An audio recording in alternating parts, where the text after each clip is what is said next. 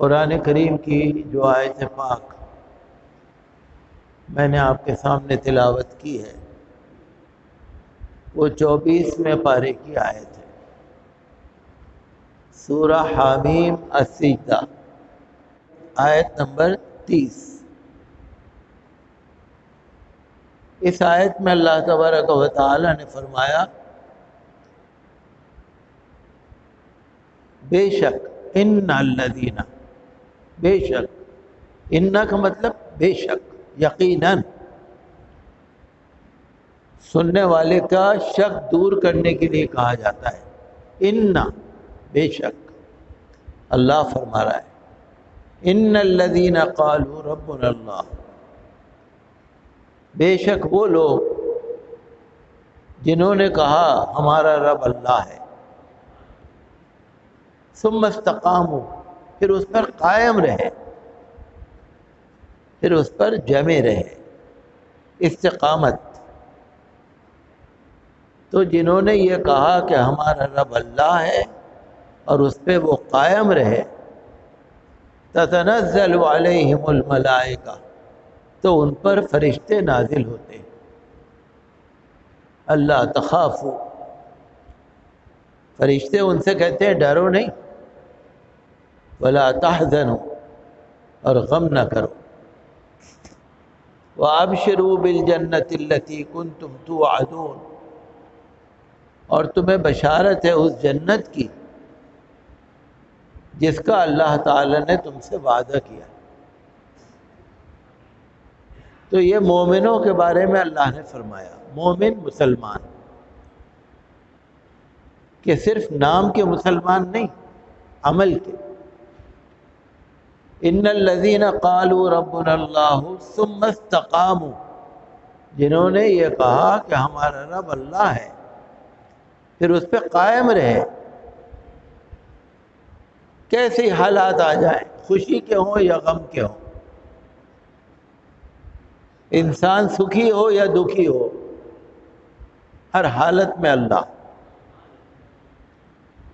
جب انسان خوش ہوتا ہے نا تب بھی بہک جاتا ہے، اور جب دکھی ہوتا ہے تب بھی بہک جاتا ہے۔ تو ہر حالت میں انسان اس کا دھیان یہی رہے کہ میرا رب اللہ ہے، وحدہ لا شریک، اس کا کوئی شریک ہی نہیں، مجھے تو اللہ کی عبادت کرنی ہے، اللہ سے مانگنا ہے، اللہ جس حالت میں رکھے مجھے راضی رہنا ہے، اللہ کی رضا میں میری رضا ہے، اللہ کی خوشی میں میری خوشی ہے، جو میرا حال ہے وہ اللہ جانتا ہے، بس اللہ جس حال میں رکھے میں راضی، سوتے بیٹھتے اٹھتے جاگتے اللہ۔ تو جو انسان پکا زبان سے بھی اور عمل سے بھی اللہ پر ایمان لاتا ہے، اس کے اوپر فرشتے نازل ہوتے ہیں، اور فرشتے اس کو خوشخبری دیتے ہیں کہ ڈرو نہیں، غم نہ کرو، تمہیں جنت کی بشارت ہے۔ تو اس میں قائم رہنے کی مثالیں بہت ہیں، کہ جو قائم رہے اپنے دعوے پر، یہ دعویٰ ہے، یہ ہمارا دعویٰ ہے کہ ہم اللہ کی عبادت کرنے والے ہیں، ہم کسی اور کی پوجا کرنے والے نہیں ہیں، ہم تو اللہ وحدہ لا شریک کی عبادت کرنے والے ہیں، یہ ہمارا ایک دعویٰ ہے۔ پھر اس پر ہمیں جمے رہنا ہے۔ حضرت ابوبکر صدیق رضی اللہ تعالی عنہ سے کسی نے پوچھا کہ استقامت کسے کہتے ہیں؟ اس آیت میں ہے نا استقامت، ان الذین قالوا ربنا اللہ ثم استقاموا، استقامت، جمے رہنا۔ جیسے حضرت امام حسین علیہ السلام کربلا میں جمے رہے، کیسے بھی حالات گزرے، لیکن جو انہوں نے اللہ پر ایمان لانے کا اور دین کا جو انہوں نے ایک دل میں تہیہ کر لیا تھا، دعویٰ کیا تھا، تو اس پہ قائم رہے، جان رہی یا چلی گئی۔ ایسے بہت سارے صحابہ کرام ہیں، جب صحابہ کرام کے حالات پڑھ کے دیکھیں گے نا آپ، کتابیں آتی ہیں صحابہ کرام رضی اللہ عنہم اجمعین کے حالات کی کتابیں آتی ہیں، بہت بہت پریشانیاں گزری۔ حضرت بلال حبشی رضی اللہ عنہ کا واقعہ تو بہت ہی مشہور ہے، سبھی جانتے ہیں اس کو، تو کہ جب وہ ایمان نہیں لائے تھے تو ان کا جو مالک تھا بہت ان کو تکلیف دیتا تھا، بہت تکلیف دیتا تھا۔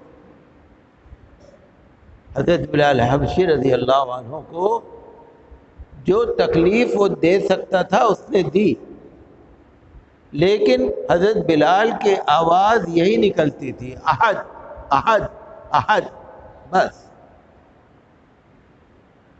جیسے جب آپ کسی کو ستاتے ہیں نا، تکلیف دیتے ہیں نا، وہ کہتا نا ہائے ہائے، تکلیف ظاہر، وہ ان کا آواز یہ نکلتی تھی، احد احد احد، بس ایک اللہ ایک اللہ۔ یہ جو اونٹ ہوتا ہے نا، اونٹ کی جب قربانی ہوتی تھی، قربانی کا مطلب اونٹ کو جب کاٹا جاتا تھا تو اس کی کھال کے اندر اس کو حضرت بلال کو گھسا دیتے تھے۔ آپ اندازہ کیجئے، کھال کے اندر گھسا دیا، دھوپ میں ڈال دیا، تپتے ہوئے ریت پہ، تپتی ہوئی زمین پہ چت ننگا کر کے لٹا دیا، ان کے اوپر سارے پتھر رکھ دیے، سلے رکھ دی، تپتا ہوا ریت پہ لٹا دیا۔ بلال حبشی رضی اللہ عنہ کا واقعہ پڑھ کے دیکھیے گا، ایک نہیں سینکڑوں واقعات ہیں، سینکڑوں۔ حضور صلی اللہ تعالی علیہ وسلم کو 3 سال تک گھاٹی میں بند کر دیا تھا،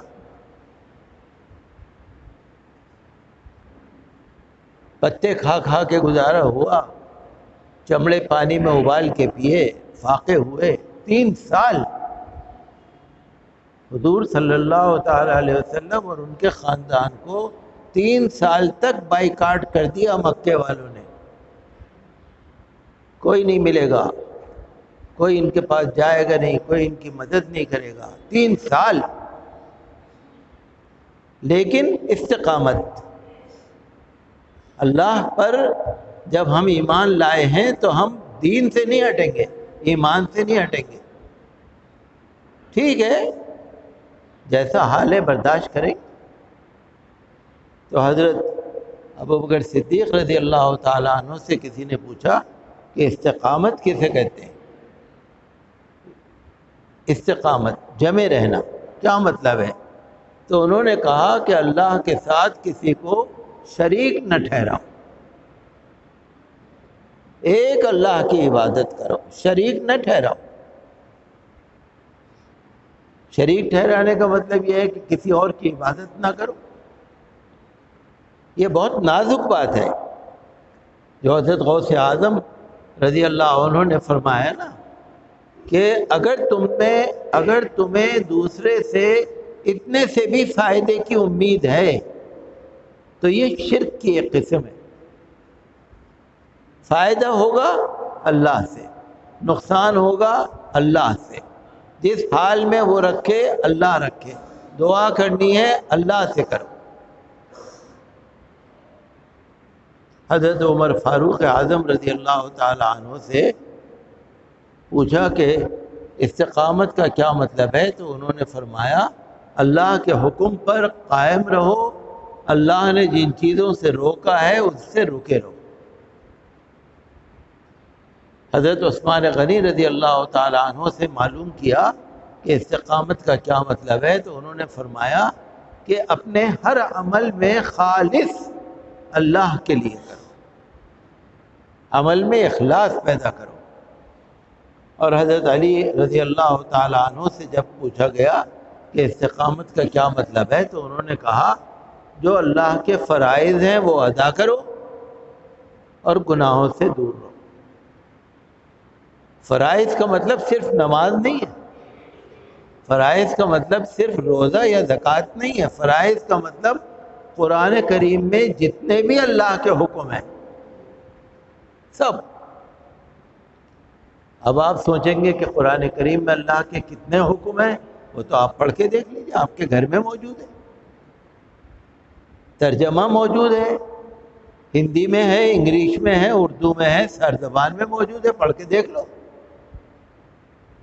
جیسے پہلے میں نے کہا تھا نا، عادت بنا لیجیے، 1 پیج یا 2 پیج آپ قرآن کریم کی تلاوت کریے اور پھر اس کا ترجمہ پڑھ کے دیکھیے، عادت بنا لیجیے آپ. تو قرآن کریم کے احکام جتنے بھی ہیں ان پر قائم رہنا، جس میں ماں باپ کی فرما برداری بھی ہے، رشتہ داروں کے حق بھی ہیں، غریبوں کے حق بھی ہیں، پڑوسیوں کے حق بھی ہیں، بہت سارے ہیں. تو اگر کوئی اللہ کے دین پر قائم رہتا ہے تو اس کو اللہ کی طرف سے بشارت ہے، فرشتے بشارت لے کر آتے ہیں. فرشتے بشارت لے کے آتے ہیں 3 وقت. جب انسان پر موت کا وقت طاری ہوتا ہے اس وقت میں فرشتے آتے ہیں. جب انسان کو قبر میں دفن کر دیا جاتا ہے اس وقت وہ فرشتے آتے ہیں. جب انسان کو آخرت میں قبر سے اٹھایا جائے گا قیامت کے لیے اس وقت وہ فرشتے آتے ہیں. تتنزل علیہم الملائکہ، فرشتے نازل ہوتے ہیں. اللہ تخافوا، ڈرو نہیں. موت کے وقت جو فرشتہ آتا ہے وہ یہ کہتا ہے بندے موت سے نہ ڈر، قیامت سے نہ ڈر. جب تو اللہ کے دین پر قائم ہے، استقامت ہے تیرے اندر، اب تجھے ڈر کس بات کا؟ جو گناہوں میں لت پت ہے وہ ڈرے گا، جو دین پر قائم نہیں ہے وہ ڈرے گا. جب تو اپنے دین پر قائم رہا، تو نے اللہ کا حکم مانا زندگی بھر، تو بندے ڈر نہیں. موت آئی ہے یہ تیرے لیے خوشخبری ہے، بشارت ہے. تو موت کے وقت، قبر میں اور اٹھنے کے وقت. تو انسان جب دنیا سے جاتا ہے تو اولاد چھوٹ جاتی ہے، رشتہ دار چھوٹ جاتے ہیں، دکان اور کارخانے اور جائیدادیں چھوٹ جاتی ہیں، دوست احباب چھوٹ جاتے ہیں. فرشتے کہتے ہیں غم نہ کرو، اللہ تخافو، ڈرو نہیں، ولا تحزنوا، غم نہ کرو. ٹھیک ہے چھوٹتے ہیں، چھوٹنے دو، یہ تو فانی دنیا ہے. دنیا سے تو ایک نہ ایک وقت سبھی کو جانا ہے، کوئی کل، کوئی آج، کوئی پرسوں. اس میں کوئی زیادہ دیر یا پہلے کی بات نہیں ہے. تو یہ ہمارے لیے اللہ تعالیٰ کی ایک نصیحت ہے، ہدایت ہے کہ بے شک وہ لوگ جنہوں نے کہا ہمارا رب اللہ ہے، پھر اس پہ جمے رہے. کئی دفعہ حالات بہت بہت خراب آ جاتے ہیں، کئی دفعہ ایمان کی آزمائش بہت ہو جاتی ہے، بہت آزمائش ہو جاتی ہے، لیکن کامیابی انہی لوگوں کے لیے ہے جو جمے رہتے ہیں.